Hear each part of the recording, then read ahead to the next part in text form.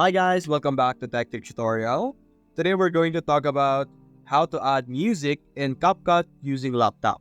It's a step-by-step guide to follow easily, so don't forget to hit the like and subscribe button. Let's dive right in. Now there are two main ways to be able to add a music on your Capcut videos.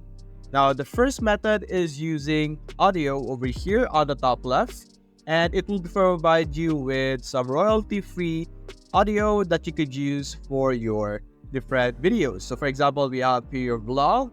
You can simply click on download and we will be able to use this audio or this music for your videos by simply dragging it on your screen just like that, and you will be able to have that as your background music.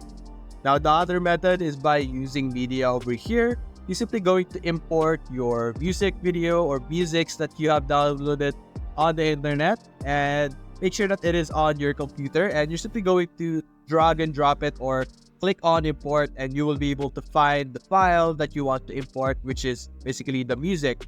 And you could do the same thing that we did with the audio, where you simply drag and drop it on your work area over here. Then you will be able to see and play with the music that you have.